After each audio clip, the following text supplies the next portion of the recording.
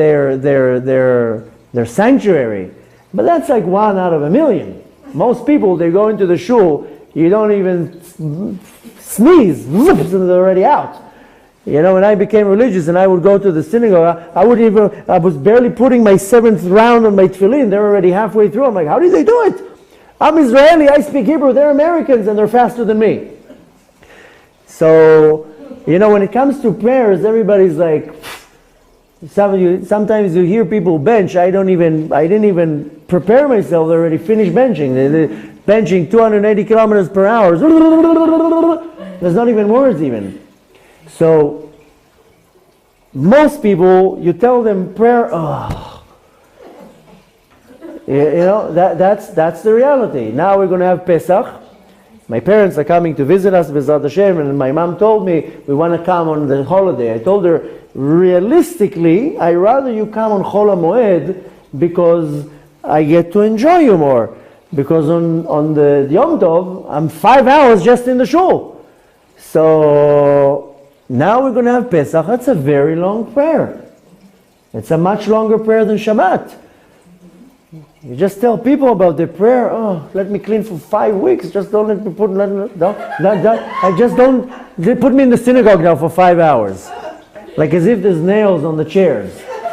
So, most people, that's the sad reality. You give them a siddur, you know, they start doing exercises to their neck. So, we don't like praying. But the reality is that we need to pray, and Hashem forces us to pray.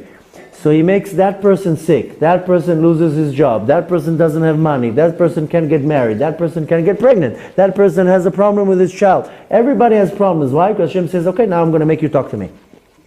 Now I'm going to make you come in prayer.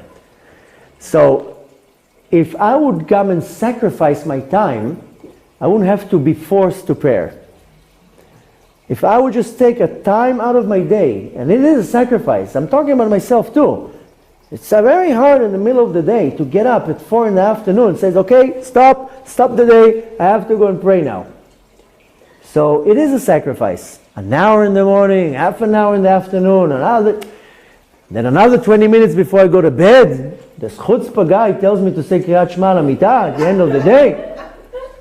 So, and then when I eat, I can't just say mezonot.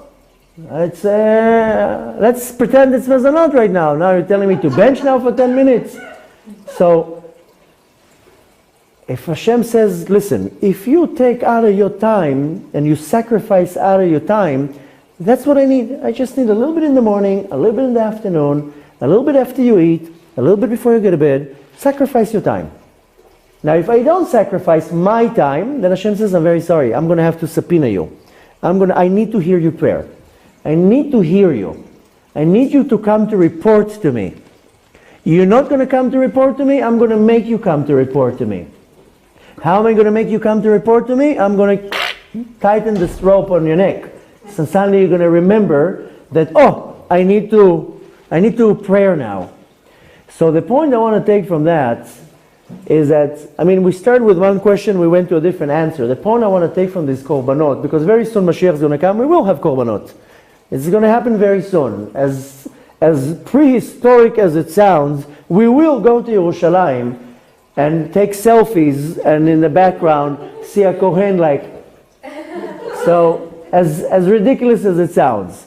But yes, we will see very soon Beit HaMikdash, and we're going to see how they're sacrificing animals.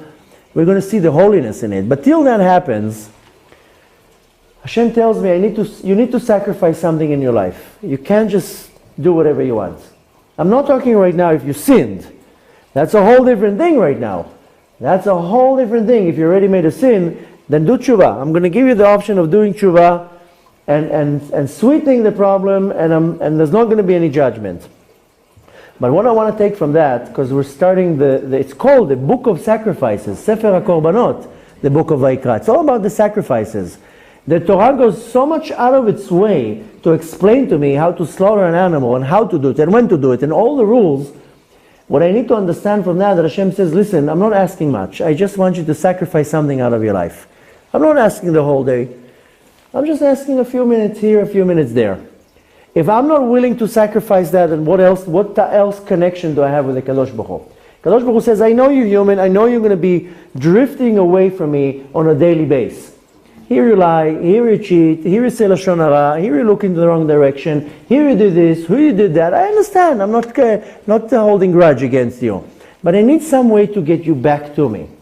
And this is the sacrifice, and this is the sacrifice in my life. And I want to choose to do it willingly. That's how I'm going to save myself from doing it not willingly. And we're all dealing with problems, and we're all dealing with issues. And Hashem says, just save yourself the headache. Just you come to me. And I can guarantee to you that if you sacrifice time out of your day for a little bit praying in the morning and a little bit praying in the afternoon and saying Birkat Hamazon every day, it's not that hard. And saying Kriyat Shema Lamita, I know you're tired. I'm also tired when I go to sleep at 3 in the morning. But you find time to say Kriyat Shema Lamita.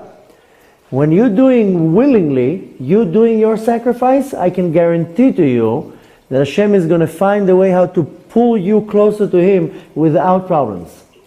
And the majority of our problems in our life is because Hashem wants my attention. Because I have a problem, I run to the wall and I pull out a book of Tehillim and I read some Tehillim. That's when I remember to read Tehillim, when somebody's on a bed. Instead of me saying, oh, you know what? I have free time, let me read some Tehillim. Hashem likes my prayers. So, what I want to take from that is that Hashem demands a sacrifice. I can either be forced to bring that sacrifice, or I can willingly bring this sacrifice. And this sacrifice in our day is our prayers.